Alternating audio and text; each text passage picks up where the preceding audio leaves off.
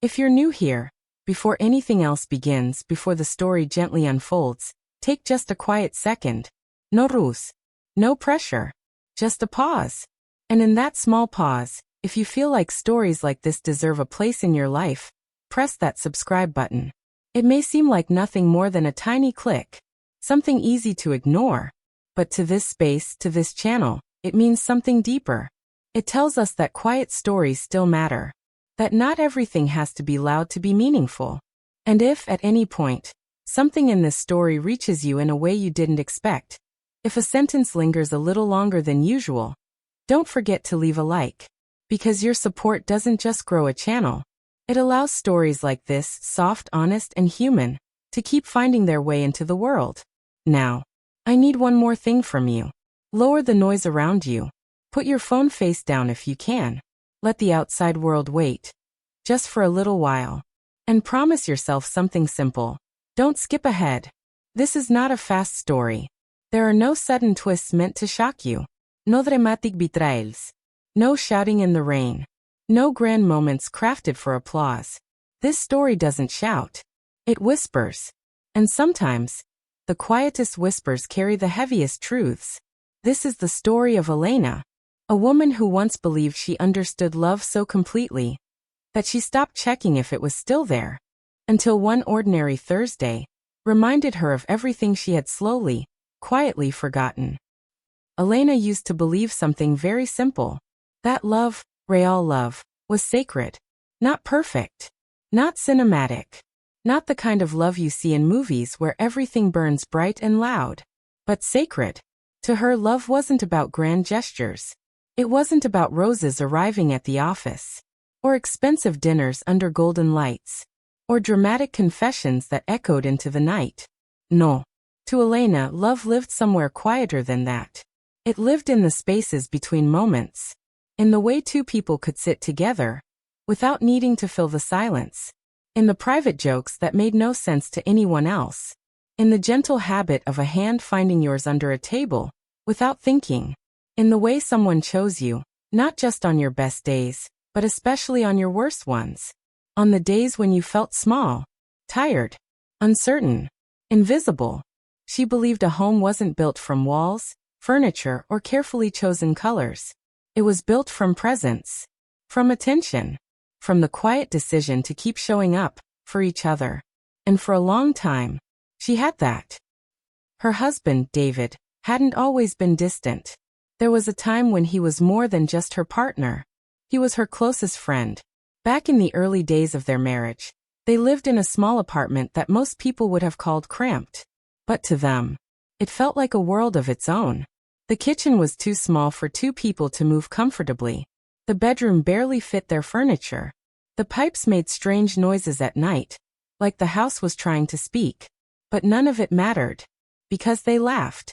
They turned inconveniences into memories, problems into jokes. David used to ask her about her dreams.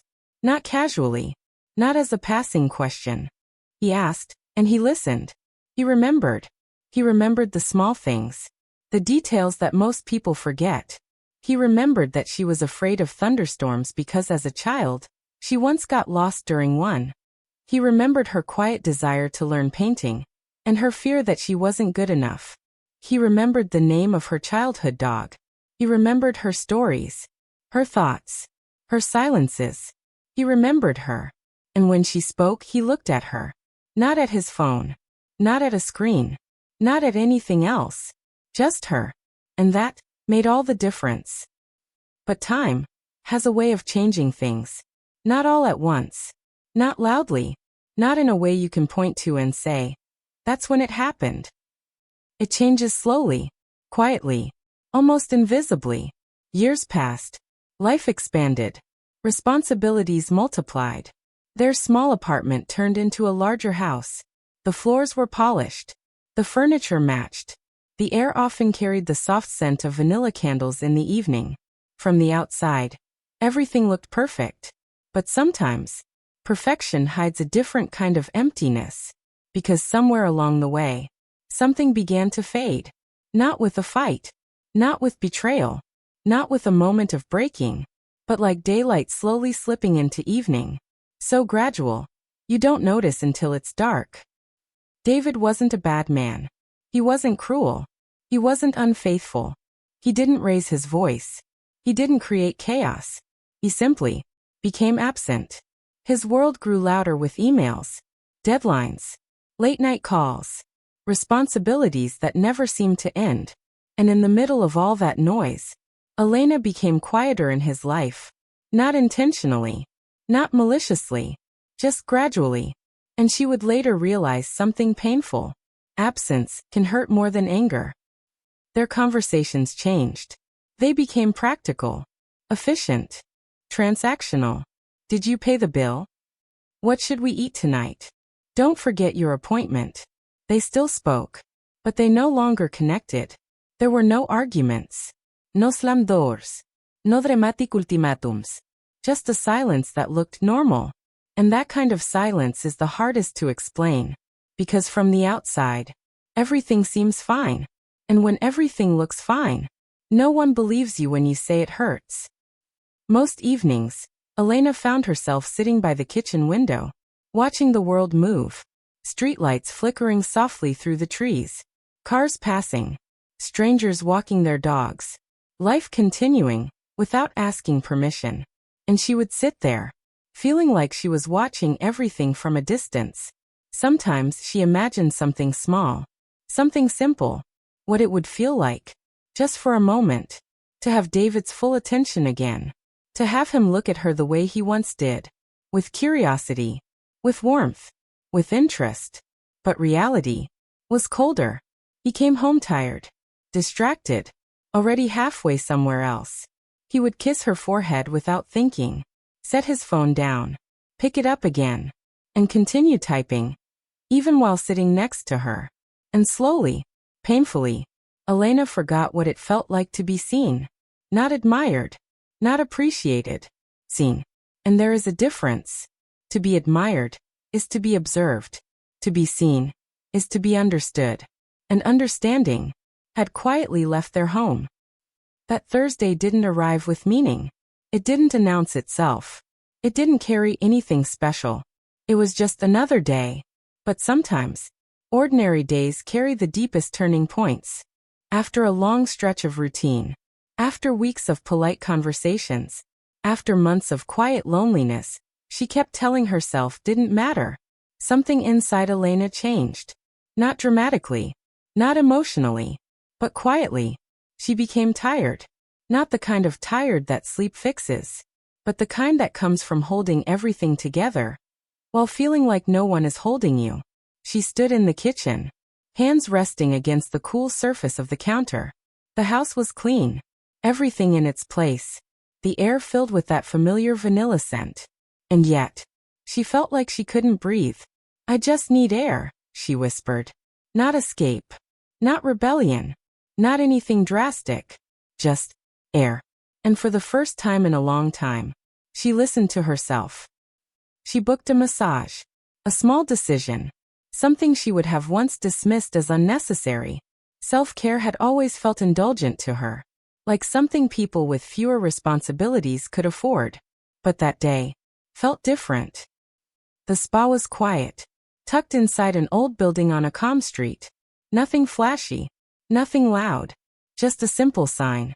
Inside, everything softened. The air, the light, the sound. Lavender and sandalwood drifted gently through the space. Soft music hummed in the background. It felt like stepping out of noise, into something almost sacred. And for the first time in months, Elena paused. Really paused. When she sat down to wait, she noticed things she had stopped noticing in her own life. The way silence could feel comforting instead of heavy. The way her body carried tension she hadn't acknowledged. The way her mind didn't immediately rush to the next task. When Marcus entered, he wasn't remarkable in appearance, but his presence was calm, grounded, attentive. He didn't rush. He didn't perform. He simply paid attention. And somehow, that mattered. When the session began, it wasn't the touch that affected her the most. It was the awareness. The simple question, is the pressure okay? Such an ordinary question. And yet, She couldn't remember the last time someone asked her that. Was she comfortable? Was she okay? Her answer came quietly. Yes. But something inside her shifted. Because sometimes, being asked something simple reveals how long it's been since anyone truly checked. As the tension in her body slowly eased, something deeper began to surface. Not thoughts, not memories, just feelings. Unprocessed, unspoken, unnoticed. And unexpectedly, tears formed. Not from pain, but from release. Because when the body finally relaxes, the heart often follows. She left the spa feeling different. Not dramatically changed. Not transformed. But softer. Lighter. Aware. And that awareness was the beginning of everything. That evening, nothing at home had changed. David came home, followed the same routine, moved through the same patterns. But Elena was no longer seeing things the same way. Because once you remember what it feels like to be seen, you can't ignore the absence of it anymore. And that realization would quietly begin to change everything.